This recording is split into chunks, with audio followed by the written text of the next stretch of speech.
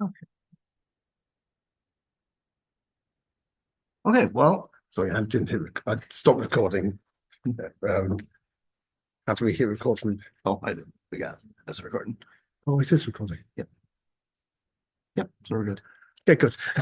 Okay. Sorry about that, everybody. That's okay. So my name is Michael Evans. I am the coordinator of the Humanities Learning Centre. Thank you all for coming today to show an interest in this event. This is the latest in a series of events we've been running, informally connected with World War II and the anniversary. And today the speaker is going to be my colleague from the History Department, Jason Szilagyi, who is speaking on the end of World War II, 80 years on.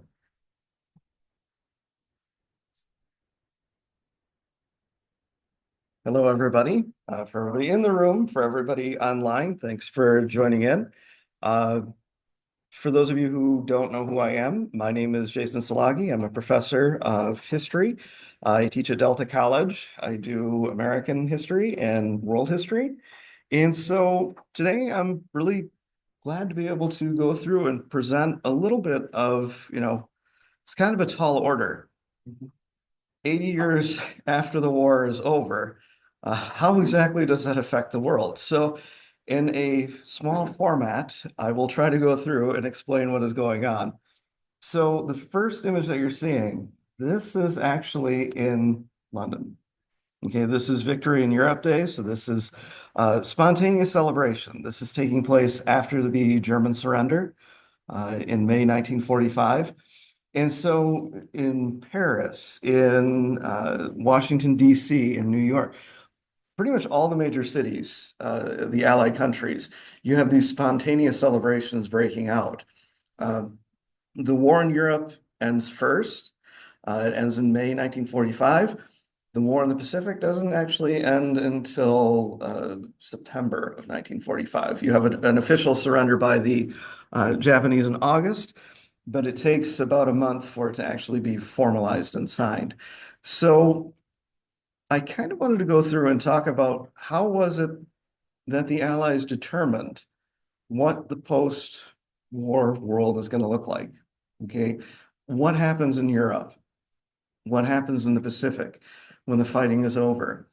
What happens if there is the potential that we do manage to capture the leaders of Nazi Germany or Imperial Japan, the political and military leaders, and what is going to end up happening? How are we going to establish a lasting peace and not just make it look like it's victor's justice? Also, putting together what will be the United Nations. Okay, very early on in World War II, you have the United States and Great Britain communicating about, the League of Nations, the successor world organization, failed to keep the peace after World War One. A new organization needs to be created, and it actually has to include everyone well, in theory, everyone, in order to ensure that, you don't have these major conflicts breaking out again. So this is kind of surreal for me because I've been studying World War II pretty much my entire life. I started to get really heavily into the history of it, hearing family stories, and then trying to figure out, what was going on, what led to the war, what led to the decisions that were made, and then what happens to people once the war starts and when it's over. How do you go back to the world before everything is torn apart? And so, seeing that this is the 80th anniversary of the end of the war is very surreal to me, okay, to go through.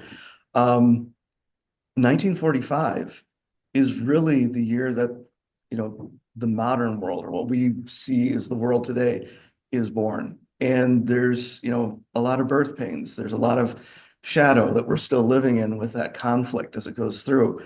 So the images that you're seeing, the top one, these are the same location. This is in Berlin. Okay, this is a Brandenburg Gate.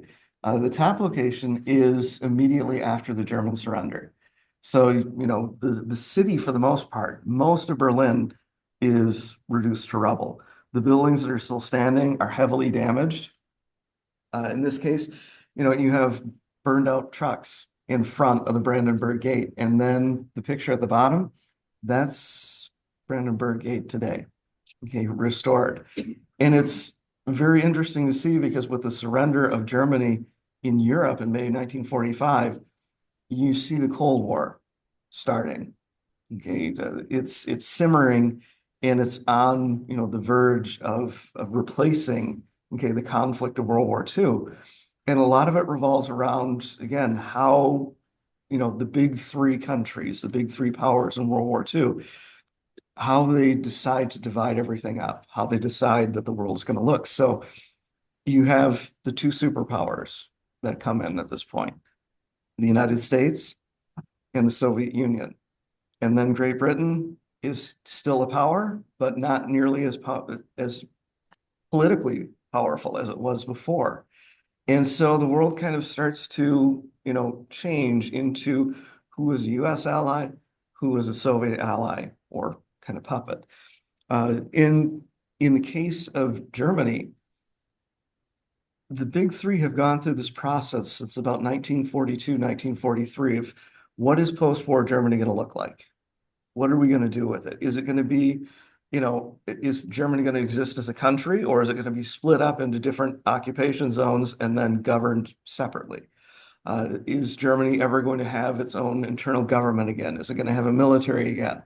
How is it actually going to function when it's done? How do we know as the allies that, you're taking down this totalitarian regime, the Nazi Party, that's been in power since 1933? How do you know that the Germans you're going to be cooperating with to rebuild the country are actually not Nazis or don't have Nazi sympathies? How are you going to actually be able to get this to function? And that's going to be kind of what we're talking about, how, there's a series of conferences that are held throughout the world of what exactly are we going to do when this is over? Because they're really hoping, the Allies are hoping this is going to be the last major war. Okay, and that's very optimistic of them. There won't be great power conflicts. But from 1945 onwards, you still have all of these wars that are going to break out along the edges. In Africa, in the Middle East, in Southeast Asia, conflict even in Central and South America that revolve around how the world forms after World War II is over.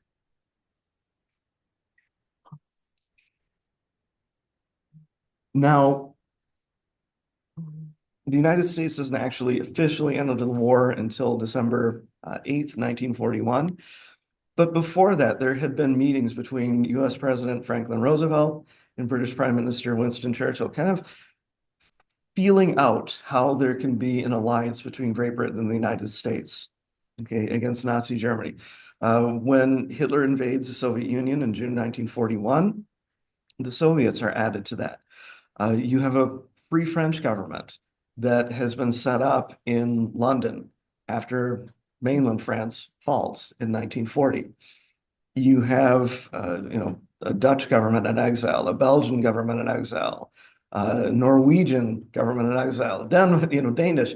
You have all of these different, governments that have been reestablished after they've been pushed out of their homelands and having those homelands occupied. And so, the major Allied powers have to figure out how to work with them. What exactly is going to happen to their countries when all is said and done? And for the Allies, you have the big ones again: United States, Great Britain, France, the Soviet Union. You could add nationalist China into that if you're looking at the Pacific. For the Axis, it's Germany, Italy, and Japan that they're all in contention with. Now, these are, okay, your Allied leaders in this picture, okay? The top one on the left-hand side, that's Franklin Roosevelt, okay? My ideal president, one who takes charge and actually goes through. The guy who looks really disturbed in the center, that's Charles de Gaulle. Technically leader of the Free French. Roosevelt and Churchill did not actually like dealing with him because he was really rigid in what he wanted and was not very helpful with it. Your guy on the end, okay, that is Winston Churchill, British Prime Minister. Okay, in this case, the top picture, this is, Britain, France, and the United States meeting in North Africa. This is the Casablanca Conference where they're kind of talking about, all right, now that we've pushed the Axis out of North Africa, where do we go in terms of trying to liberate Europe? Do we try to knock Italy out of the war first by invading them, or do we try to make the big jump and try to go into France in 1940, late 1942 or early 1943? The picture at the bottom, this is a conference that's going to take place in 1943. In this case, the French are not involved. The Chinese are not involved. These are the big three. It's, again, Winston Churchill on the left, representing Great Britain, Roosevelt representing the United States in the center, and then the smiling guy who scares everybody in this place on the right, that's Joseph Stalin. Okay, and what they're doing in this Tehran conference, it's held in Tehran, the capital of Iran, is they're deciding, okay, when are the United States and Great Britain going to be involved in the invasion of opening up a second front against Germany in Northern Europe? They're also discussing at this conference, okay, what do we do in terms of when Germany surrenders? What are we going to do? Are we dividing it between us? Are there going to be war reparations? In terms of, punishing the political and military leaders of Nazi Germany and fascist Italy and Imperial Japan, what are we looking at how do we set these cases up? What evidence do we need? What is the, prosecution and defense going to be like? We can't, again, make it kind of screwed up where it's going to look like to the defeated nations, they're just being punished without actually being able to, defend themselves. There is a discussion of the creation of the United Nations. Okay, who's going to be involved? Where is it going to be located? How is it going to be, set up? Yes, you're going to have member states, but are some states going to be of greater importance than others? The creation of a Security Council, the idea that you have the biggest countries as permanent members of the Security Council that can condemn, okay, hostilities, enforce sanctions, perhaps call for, a military to, correct a conflict. These things are being hammered out in this. Now, the Tehran Conference takes place in 1943, and then there's about a 2-year break between conferences again. And it's in 1945 that the last two conferences take place. One of them at a place called Yalta, which is in the Crimea, so the modern day Ukraine. That's where this next meeting is going to be. And that's solidifying, what post-war Europe is going to look like. And it's also, the Soviet Union has not declared war against Japan yet. And this is Britain and France, Britain and the United States telling the Soviets, hey, we fought in Europe alongside you. When Germany's defeated, when is the Soviet Union going to declare war on Japan? The last one is going to be held in Potsdam, Germany. And Potsdam is kind of a suburb outside of Berlin. And in that one, it's, again, guaranteeing that the United Nations are going to be created, talking about how Europe is going to be divided, not just Germany, but what happens to Western Europe and what happens to Eastern Europe, and then how long it's going to take for the Soviets to get ready to go after Japan. Okay, so the Tehran, the Yalta, and the Potsdam conferences cast a huge shadow on the rest of the 20th century and 21st century, because a lot of the decisions these three countries make affect everybody and how they're going to interact with each other. Overall, there are 5 major conferences, but there's only 3 of them where, the major allied powers are going to be there, and they're the one determining what is going to end up happening for everybody else. What is the common strategy? How are we going to defeat Germany? How are we going to defeat Japan? And it's interesting that as you look at the pictures from each of these conferences, from 42 to 43 to 45, you can see how much the war wears on each of these leaders. But the one who looks the worst out of it is Franklin Roosevelt. There was I can't remember the historian who had this saying, but they put it into a documentary that as the United States was growing stronger, Roosevelt was growing weaker. Roosevelt is not going to see the end of World War II. He dies April 12th, 1945. He dies a month before Germany surrenders and about 4 months before Japan is going to surrender. His death also has a big impact on what is going to end up happening in the post-war world. Roosevelt had run successfully and won 4 elections. Okay, he dies in the first year of his 4th term. So he comes into power in 33. He would have been in office until 48, 49. 16 years. For a lot of Americans, he is president for most of their lives. Okay, as they go through. Roosevelt was the one who's kind of coming up with the idea of the United Nations. He's trying to figure out how to ensure that this peace, when it's won, survives. His last term, when he's running in that election, his running mate is switched. Instead of having the same vice president he's had before, he ends up getting Harry Truman as a partner, whom he had never really worked with before. And they did not have a candor with each other. They did not really talk that much. So Truman comes in this 4th term without actually really knowing what Roosevelt's worldview was supposed to be in the post-war era. And that's going to come out. Now, again, these conferences are designed, for the grand strategy of how the war is going to end, but it's also a reassurance to each power that they are not going to reach out to the Axis and ask for a separate peace that does not involve the other allies. Okay, the Soviets, Stalin is genuinely worried that the Soviet Union is going to be doing most of the heavy fighting against the Germans, because they really have since June of 1941. If you look at the casualties that take place for the German military in World War II, 9 out of every 10 happen on the Eastern Front against the Soviet Union. Okay, so the Soviets pay a heavy, heavy price for this war. And Stalin had been pressuring Roosevelt and Churchill from 1941 onwards. When are you going to open up a second front and relieve some of the pressure on the Soviet Union? That's not going to actually happen until June of 1944.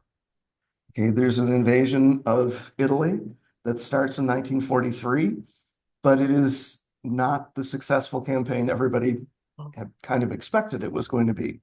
And so the Tehran conference is just it's letting Stalin know that, the Soviets are not alone in this. But the Soviets are starting to get irritated with it. Because again, the devastation to the western side of the Soviet Union is horrific. You're looking at most of the villages and towns and cities where the Germans had occupied as being destroyed. Either the Soviets destroyed them when they pulled back so that the Germans didn't have it, or the Germans destroyed them when they were pulling back. So the Soviet Union is devastated with this.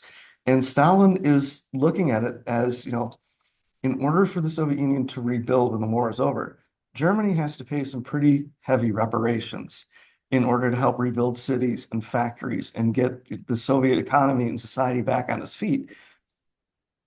While the United States and Britain are looking at it as reparations were, major reparations against Germany were one of the things that helped Hitler come to power. So you can't really have these crushing, terms when it comes to how the war is going to end. The other thing that comes in too is this affirmation, this belief that the Allies will not accept a negotiated surrender from Germany or Japan. Okay? The Allies will make the terms of peace, and the Axis has to accept that, however it is laid out. Okay, they're looking at it as there's no wiggle room. If we're fighting this war to the end, we want to make sure we're not going to have to do it again in another 20 years.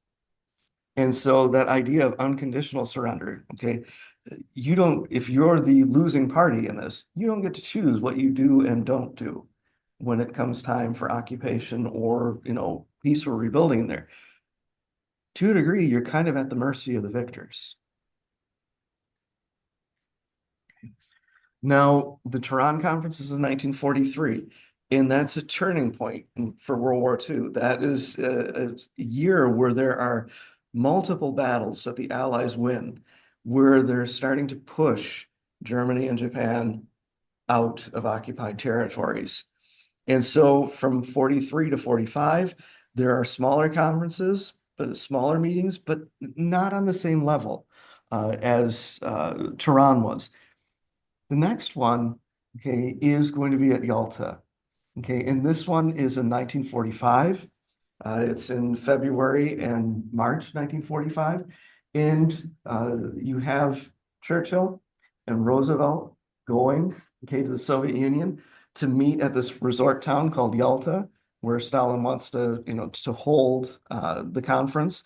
The Crimean Peninsula and Ukraine had only been liberated from German occupation at this point in time by maybe like 9 or 10 months. So the devastation is kind of clear around the area of what it kind of looks like. In here, this is where the big three are really hammering out what we are going to do in the post-war world. Okay, what does Europe look like? What is, Asia going to look like? There's the agreement that Germany's demilitarized. They're not going to have an armed forces after this. The armed forces that are going to be in Germany are the occupying powers, and that's it. Okay, there's this idea of, denazification, which sounds like a crazy term, but it's basically the idea of ensuring that the Nazi Party in Germany and Austria and the rest of Europe is completely dismantled. Okay, the political leaders, the military leaders that were part of the party will be excluded from political and military leadership positions later on. That doesn't work out quite so well. That's, again, it's kind of a dream that this is going to happen. You will see, if you study this period, a number of people who were in power in the Nazi Party and German military in World War II go back to their positions afterwards when it's done. The division of the country of Germany, it's decided it's going to be broken into 4 different zones of occupation. The Soviet Union is going to get East Germany. France, Britain, and the United States split West Germany between them. And then Berlin, the capital, or former capital of Germany, is split between the 4 powers as well. And the idea behind this is that, these allied military governments will be set up in the zones of occupation.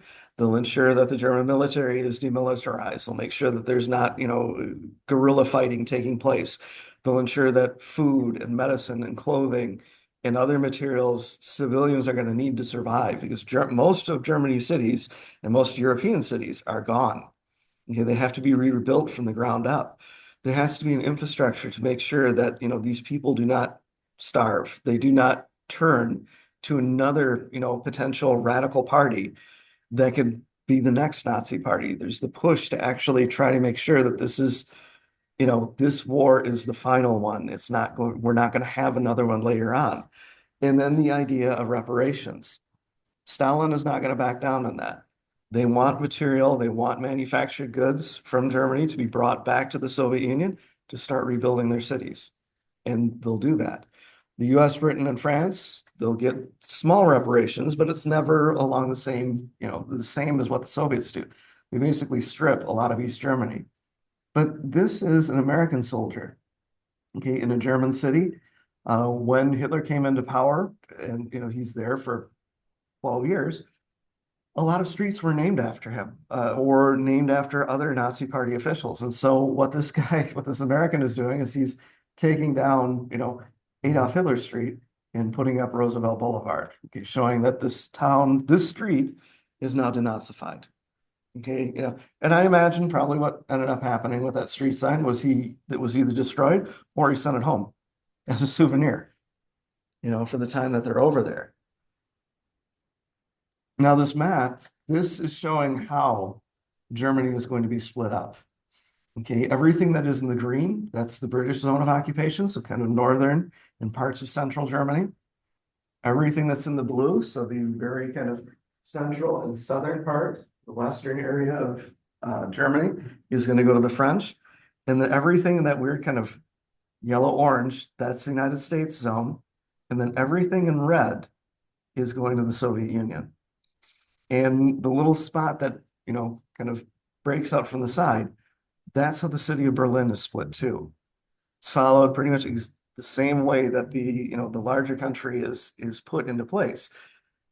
But you'll notice that Berlin falls solidly within the Soviet sphere.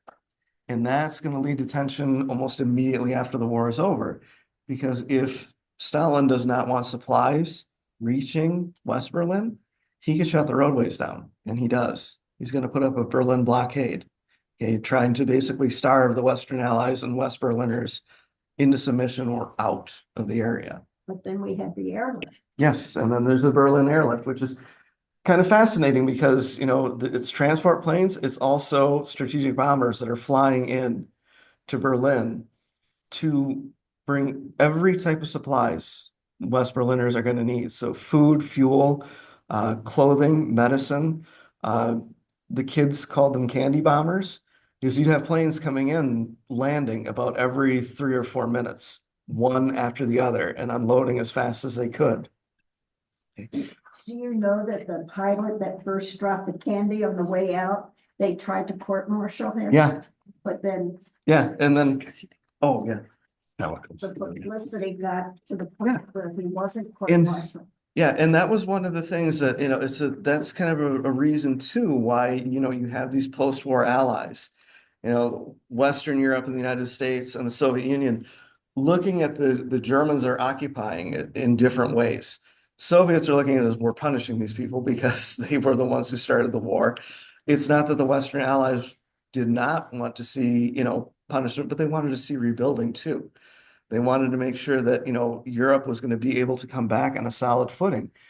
And the way that, East and West Germany are treated, how it's split, that symbolizes the Cold War. That symbolizes, the Soviet domination of Eastern Europe versus what Western Europe and the United States are trying to do in terms of rebuilding democracy there. And so, when Germany's defeated, while, a hot war where you're actively killing each other ends, you have the beginning of the Cold War, where you have the two superpowers competing as to which is the correct ideology in the world.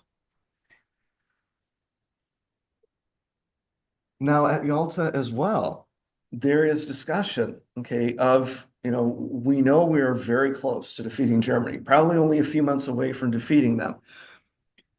A lot of northern China, all of Korea, huge chunks of Southeast Asia are still under Japanese control. And the United States is pushing closer and closer to the home islands of Japan.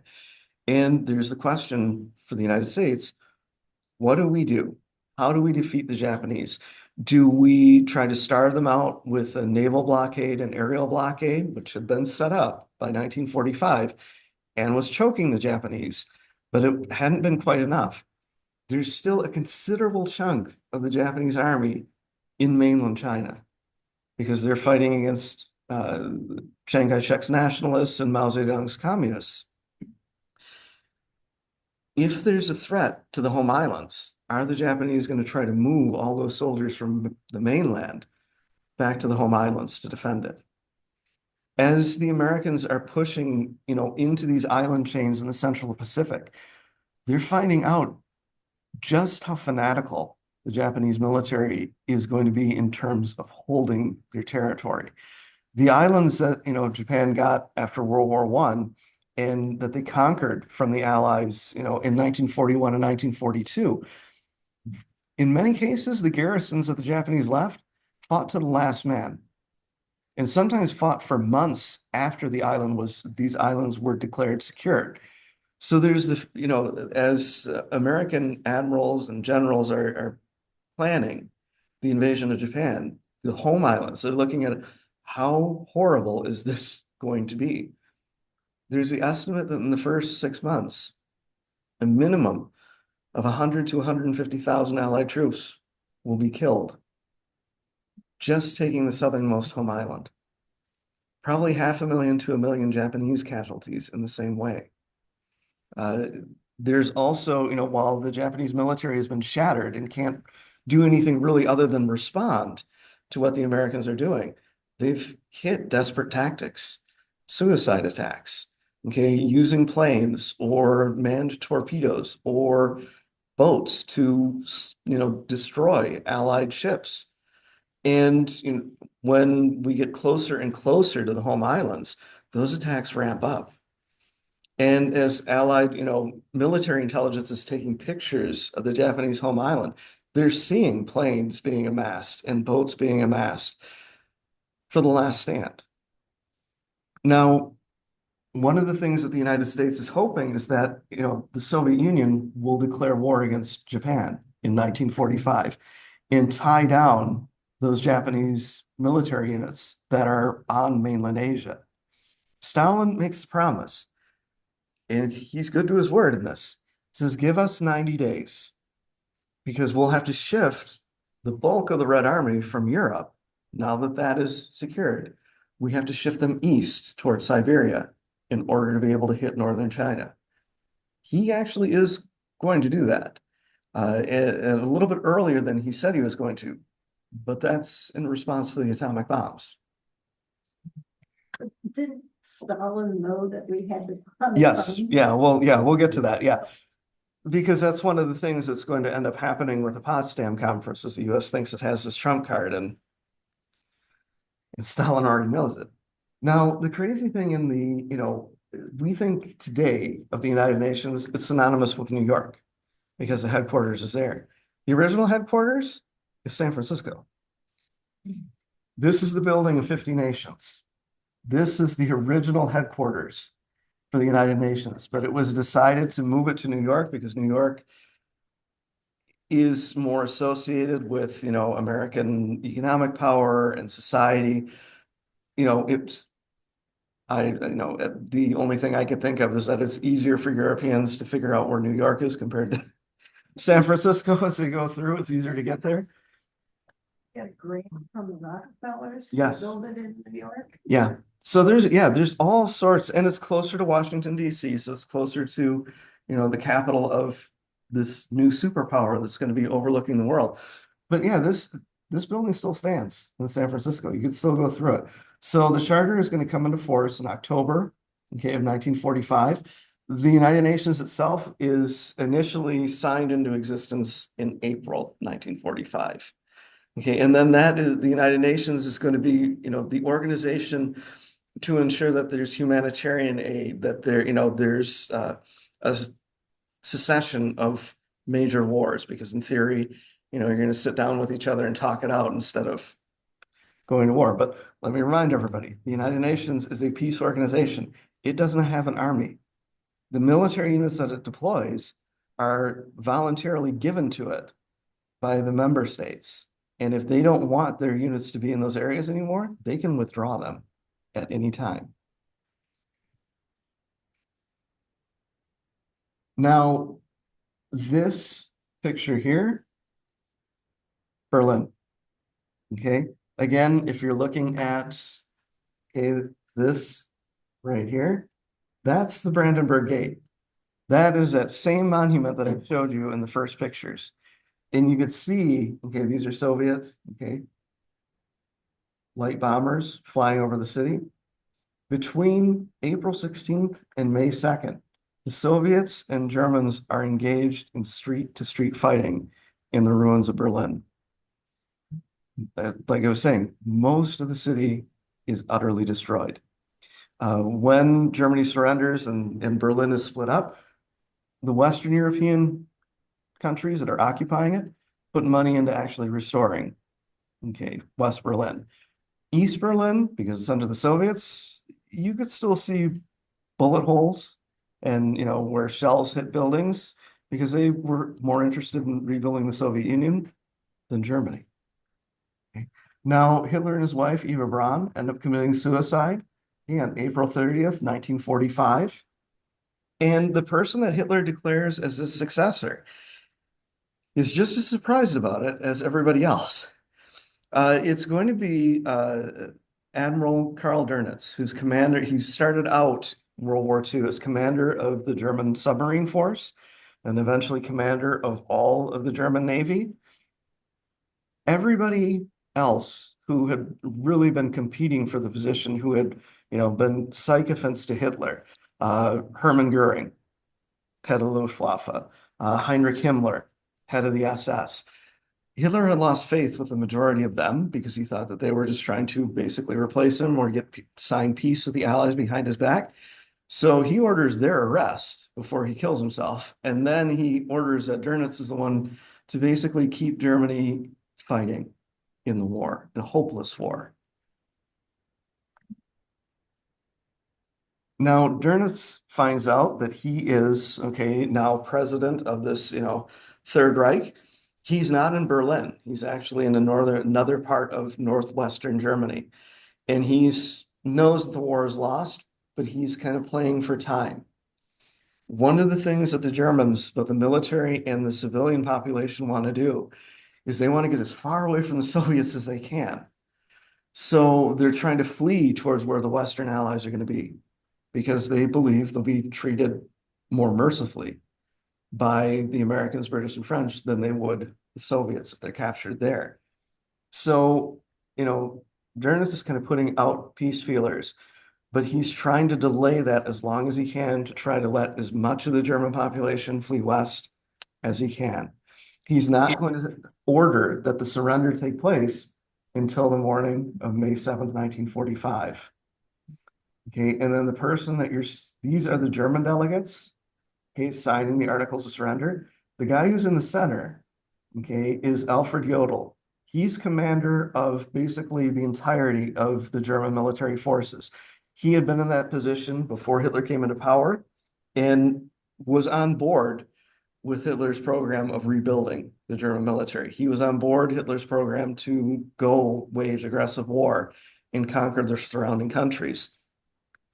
He's going to be tried at Nuremberg for crimes against peace, war crimes, and crimes against humanity. And he'll be found guilty and he will be executed. Because his argument was at that trial, I was following orders. I was following orders is not a defense by any stretch of the imagination. And that's another thing that is happening at these conferences. The major military leaders and political leaders of the Axis powers, they conspired to have this war take place. They, targeted civilian populations. They broke the laws of war. They need to be punished for it, but there has to be legitimate trials, in order to ensure that, there's a fair hearing, and then whatever the punishment, or, if they're found not guilty, people will accept the verdict.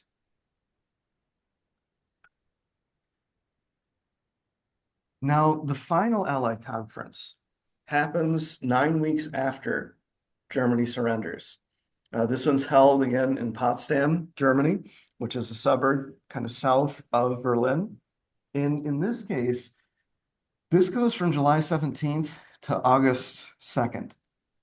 And what is going to end up happening is this is where Stalin, he's really kind of the only political leader of the big three who's still there. He's dictator of the Soviet Union. Nobody's replacing him. You have Roosevelt die in office in April, and his vice president, Harry Truman, then take his position. So this is his first conference with Stalin, and they don't really get along. Surprise, surprise. Truman knows that the Manhattan Project, the development of an atomic weapon, is very well advanced, and that there's going to be a test that is taking place while this conference happens. Stalin knows that too, but he's not going to tell Roosevelt because he's like, we think you have the secret, but it's not really there. Churchill is still British Prime Minister when this conference starts, but there's a snap election and he loses. He's been Prime Minister since, May of 1940. Again, he's viewed as the leader who saved Britain and by extension saved Western Europe. He ends up losing, and the person who replaces him for the rest of the conference is Clement Attlee, who becomes a new prime minister. And Stalin is stunned by this, really. He can't believe that the British would do this election and get rid of Churchill just as the war is ending. There were a lot, Churchill, again, good war leader in many ways, not really great when it comes to overseeing an empire and the people who make up the empire. So he's kind of relieved to it. And what is going to happen here is, again, the determination of what happens in Europe after it's over, okay, administering Germany. And then there's a question that has been kind of kicked around by the Allies, but nobody's really trying to corner Stalin about it. The reason Britain and France went to war with Germany in September 1939 was because Germany invaded Poland. Soviet Union invaded Poland too, September 17th, 16 days later. Okay. Throughout 1943 and 1944, Roosevelt and Churchill are asking Stalin, well, what happens to the territory of Poland that the Soviet Union has taken? Stalin really hadn't said that much about it, but he makes it very clear at Potsdam. The Polish border is moving 250 miles west, the 250 miles that the Soviets took. And he said that Poland can have as much territory west of that, talking about Germany, as it wanted. And then there's the question of if, when Poland reemerges, is it going to be a democracy or is it going to be a communist state? And Stalin says, Poland can have elections as long as the party that wins is communist. So this one with, this Potsdam conference, this really kind of solidifies the divide between the United States and the Soviet Union, because Stalin has made it abundantly clear that the territory the Red Army has gone into in Eastern Europe, he's not leaving. Stalin wants to turn Eastern Europe kind of into satellite buffer states. Okay, he's looking at it as that Russia has been invaded twice in the 20th century, and each time suffered horrific casualties. And the aggressor is Germany. Okay, you read between the lines. Stalin is trying to figure out a way to ensure that the Soviet Union, if there's another war, the fighting is not going to devastate the Soviet Union. It'll devastate Eastern Europe first, and then it might get to the Soviet Union. So he's looking at it as, this is our buffer zone to keep you guys out. Okay, we don't want Western Europeans there. We don't want Americans there. We only want people who are going to be under Moscow's thumb to be in these regions, because then we know we're not going to be attacked from that region. And what will ultimately happen with this is the map that you're seeing. This is Europe, post, World War II in Europe. Everything that is in the red is either the Soviet Union or Soviet-occupied Eastern Europe. Eventually, what will happen, okay, as the 1940s end and we get in the mid-1950s, you have two new, political military alliances that form in Europe. The first one is the North Atlantic Treaty Organization in 1949. This is the United States and Canada and, states inside Europe that have pledged that, this is a defensive alliance. They will protect each other territorially and economically from outside or inside interference, a threat from either one. So an attack on one member of NATO is an attack on all of them. So it's deterrence. And NATO, for much of its history, is protected by the nuclear umbrella of either the United States or a small umbrella for Britain or France. In 1955, okay, you have the Soviet Union creating the Warsaw Pact, which is their version of a defensive pact. And in this case, it's East Germany, it's Poland, it's Czechoslovakia, Hungary, Romania, Bulgaria, and it's along the same lines. They'll defend each other. An attack on any of them is considered an attack on all. And so you have this Cold War. Europe is really not going to go to war with each other after 1945 on the European continent. You'll have these brush wars, these bush wars that take place in Africa, the Middle East, and Asia, where you have either NATO equipment or Soviet equipment used by both sides against each other. And so the Cold War is kind of this playground to see what weapons work and what ones don't. So that if there is a war in Europe, a third world war, your weapons are proven. You know what they can and can't do. And again, unfortunately, Europe, especially Germany, whether it's East or West Germany, that's where the fighting would be as they go through there. So immediately after Germany surrenders, you already have Europe divided into two camps. Okay, as to what's going on and which political ideology is the, in quotes, correct one. Now, after the Potsdam or during the Potsdam Conference, the Manhattan Project, there is a successful test at Trinity where you do have the first atomic device detonated successfully. Truman receives a telegram that's coded that it went out, and he reads it, and he's kind of got a stupid grin on his face when he runs into Stalin. And he's like, "Oh, we got a trick up our sleeve," and Stalin's like, "Yeah, I know." And what ends up happening is the tension in Europe between the Soviets and the United States spills over into how the war in Asia is going to end. Okay, the United States and Britain are kind of looking at how, Europe has been split. They really don't want to see the Pacific split in the same way. The U.S. Joint Chiefs of Staff, the heads of the U.S. military are looking at, just how terrible, how horrific in terms of casualties and material loss and invasion of the home islands would be. And once the atomic bomb has been successfully tested, it's decided that the two that have been completed, that are ready to go, one will be used, and that'll be the warning. Okay, the idea is that, initially there are some people who are saying, well, maybe we use one of these bombs on an uninhabited island as an example to scare the Japanese and the Soviets for that matter. And the military is looking at us, well, what happens if it doesn't work? You have these people, there's this warning of this super weapon and it doesn't actually happen. Then they won't believe you if one actually does. So there's a list of targets that are drawn up in Japan, okay, over which, cities are going to be hit by these weapons. Okay, and some cities are excluded because of their cultural and historical significance. Tokyo is talked about as a target, but that's a dangerous thing because that's the Japanese capital. That's also where the Japanese imperial family live.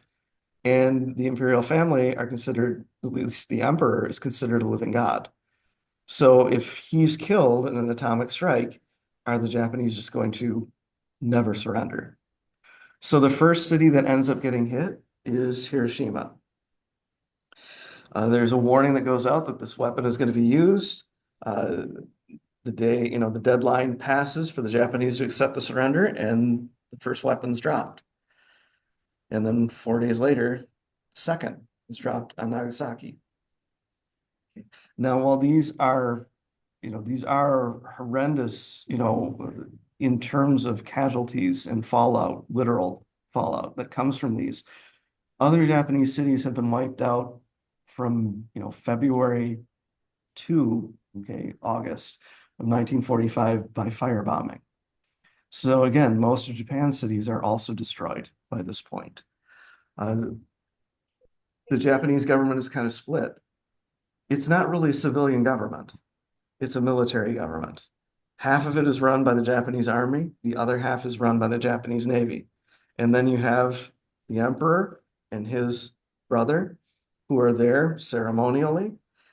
Initially, after these two bombs hit, the Japanese military government does not want to surrender.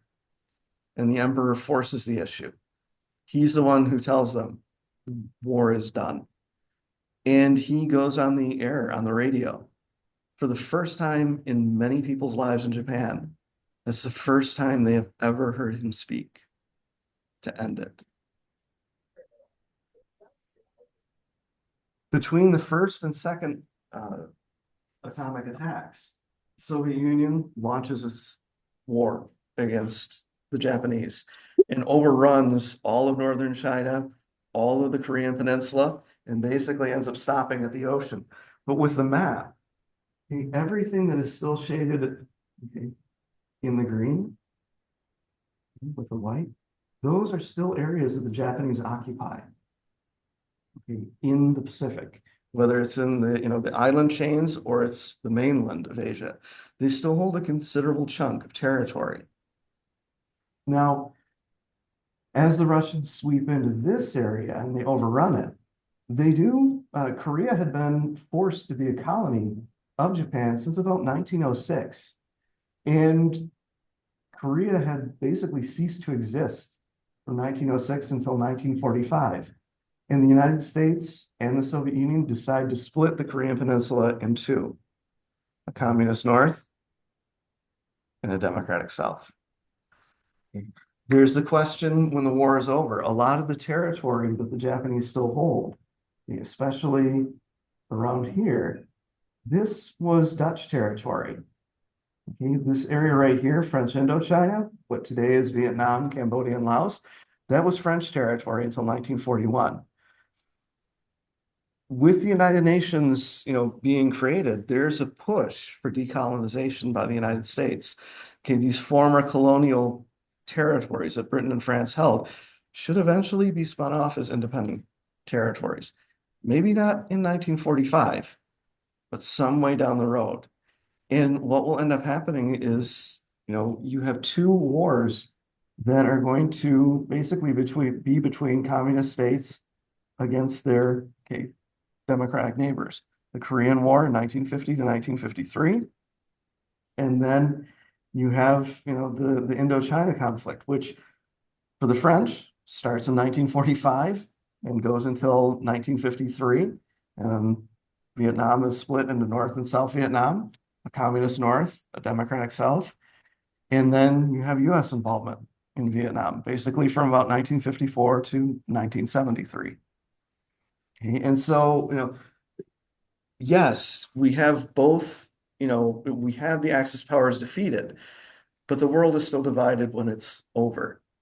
Because you have now, the United States and the Soviet Union competing for which one of them is the dominant power.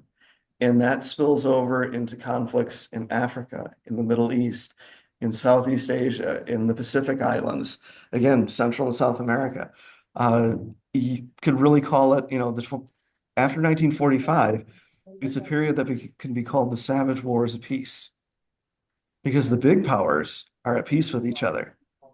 But generally, the larger powers are supporting these smaller wars and feeding in equipment and feeding in men and feeding in money. And, you have horrific numbers of people killed and displaced as they go through. And then another element to this, that these conferences are coming up with. What actually, the Holocaust. The Allies know that there's persecution against European Jews. They know that they're being murdered. The question is, how extensive has this been? Who's been involved in it? And there has to be, some accountability for this. And you have a religious group, a religious race, if you're looking at, the way the Nazis termed them, that has been that's partially annihilated under the cover of World War II. And so you have to come to, the conclusion of, all right, what are crimes against humanity? How are they defined? What is the punishment that's going to be with it? Who do we try for these things? Do we do the people who are directly responsible? Okay, the people who are shooting, murdered victims, or operating the gas chambers, or guarding the concentration camps. And there are thousands of them. Do we have individual trials for each of them that might never end? Or do we go after the big fish?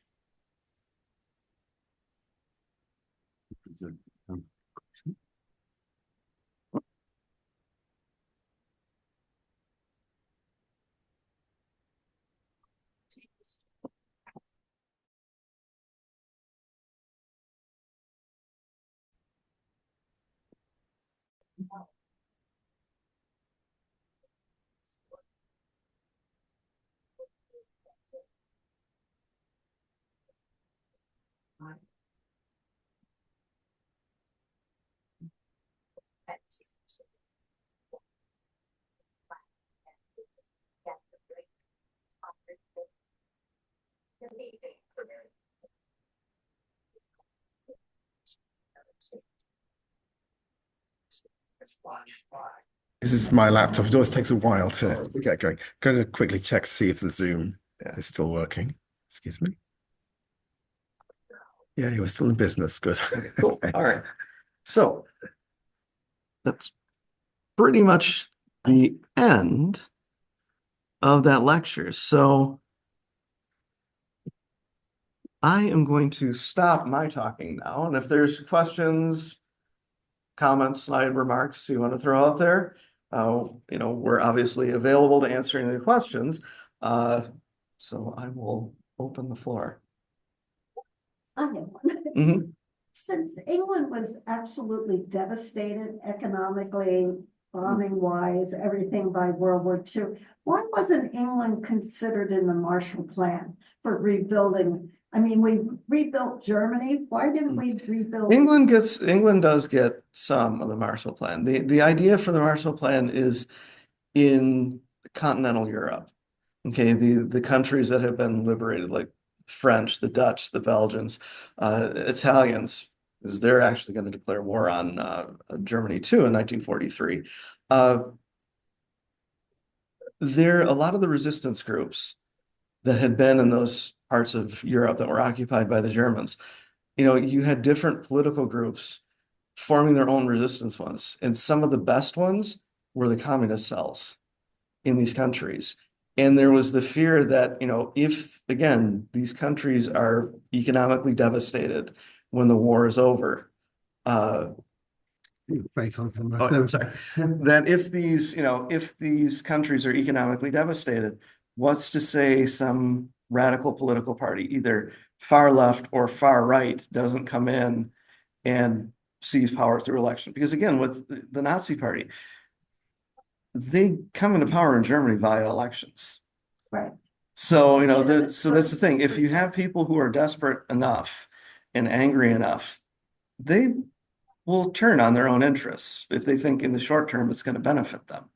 And so for the Marshall Plan, that's the idea. It's to basically give, to help rebuild these countries. And, the United States also had a Lend-Lease program, to re-equip the armies that were in exile, the French and the Polish and, all of the other ones, plus the English. The idea behind Lend-Lease was, these countries don't have the ability to pay for the equipment now. So, but we still need them in the fight. And so a lot of the debt from Lend-Lease is also forgiven. And a lot of that equipment is left behind to help rebuild those militaries when it's over. And there was also kind of the feeling that, yes, England was heavily damaged by the war, but it wasn't occupied like continental Europe was. There's still the empire for the most part is still relatively intact, and maybe the home country will be able to, kind of bounce back from it. Doesn't, but, it's kind of the idea that, that was the other thing that made the Soviets so mad, was that some of the first countries rebuilt are West Germany and Japan, the countries we had been at war with. And Stalin was looking at it as, why are you pouring money into them?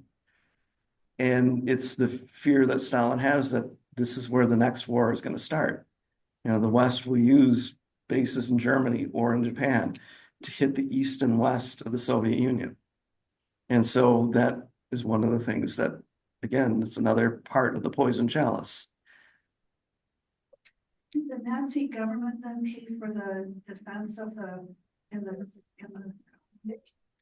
No, the Nazi Party is, and the German government for the most part is completely disbanded. And what ends up happening is the Allies who are going to end up paying for the defense. There are German and Austrian lawyers who represent Nazis, but there's also American and British lawyers who represent them. Again, the idea that, you're bringing in, lawyers from the victors to help with the defense of the defeated, to show that this isn't, a kangaroo court. And it's kind of interesting because there's going to be, judges sent from each of the big countries in order to sit at this military tribunal. And they're supposed to be, completely neutral. And the one that Stalin sends basically says at the beginning of it is that we already know that they committed the crimes. And the only thing now is just trying to figure out what the punishment is going to be. And this is a judge who was responsible for helping Stalin purge the Russian Communist Party and the Red Army before World War II started. So this is somebody who had never, it's kind of interesting because he had never written, basically any sort of document saying that somebody who came before him was innocent. And he had to ask the British judge, how do you do this? Because he didn't know how to do it. Again, anybody who ever came before him was already predetermined. The only question was, are you going to be executed or are you going to go into exile and prison? So it is kind of, again, they're trying, the Allies are trying to make it as, these trials as legitimate and open as they can. And when it comes to, the charges against these German military and political leaders, the prosecution has to word things very carefully. Because when they're talking about, indiscriminate bombing of civilian targets, saying the Germans did that, the British and the Americans did the same thing. And, they had to, really come up with an argument as to why, and it's not just retaliation. The same thing with, prisoners of war. Soviets didn't really take a lot of German prisoners of war after 1942. The Americans didn't really take a lot of Japanese prisoners in the Pacific Theater either. So talking about what happens or what happened to them, they had to be careful when it was, crimes against, war crimes against surrendered officers and soldiers and civilian populations. So there's an interplay here. Maybe in the fall, I will do a brown bag on Nuremberg again, because I have one prepped, and it would be the 80th anniversary of that. And considering what's happening in the world now, it'd be good to remind everybody that there is international law that should be followed. But I do not see anything popping up in chat. A quick, simple, easy to answer question. Yes. The bombing of Hiroshima. What is your opinion on I think it's called the Alkarowitz thesis, that claims that it wasn't about defeating Japan at all, it was entirely about stopping the war before the Soviet Union gets to Japan? Yeah, there is to a degree a strong argument to that. It's part of what, ultimately pushes this. Again, not having to divide up China, Korea, Japan between the United States, the Soviet Union, Britain, and France, and then try to administer them. Yeah, there is the argument that, this was, a way for the United States to prove its superiority in a post-war world. The US is the only one that has atomic weapons in 1945, because we were the only country that had the infrastructure and the money to do it during wartime. Britain started the program, but didn't have places that were far enough away from German, bombers. They didn't have the infrastructure to do it. So they gave the United States all of their information. And then the US develops it, and we don't really share it, even with the British. They have to develop their own. And that atomic, monopoly only lasts until 1949, when the Soviets detonate theirs. So, and if you haven't seen the movie, watch Oppenheimer. That is a really good movie that goes through, and it talks about the morality of having this weapon. Yes, we have it, we've developed it. Is it morally correct to use it on a civilian target, instead of a military one?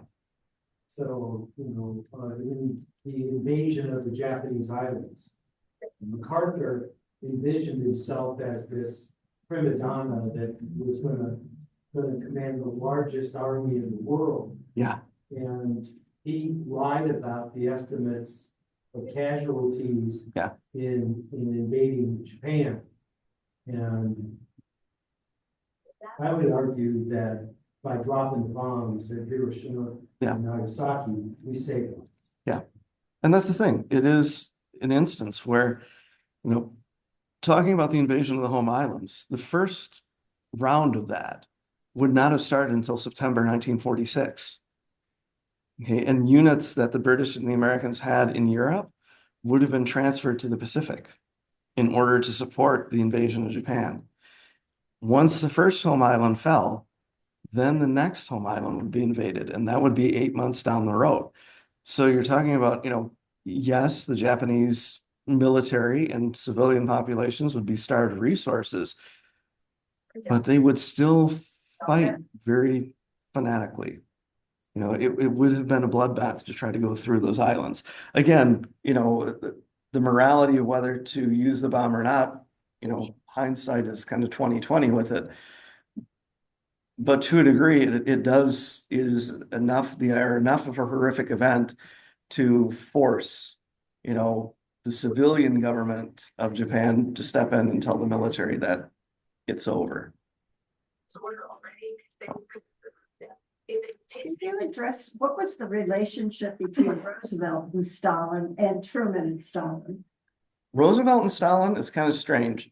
They actually kind of did develop a friendship over the course of these meetings.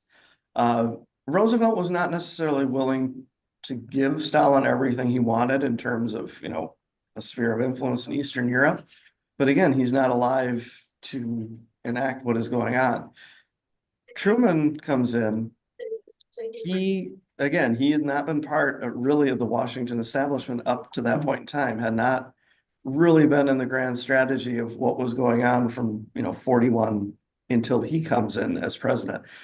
He has a different view. He does not want communism in Europe. He doesn't want it in Asia. He's looking at it as, communism is a threat. It's just maybe not quite as dire a threat as Nazism was, but it's the next thing that the United States is going to have to confront. And the further it is away from the United States and their allies, the better. Truman and Stalin did not get along. Truman was correct when he kind of looked at Stalin and saw him as, a madman.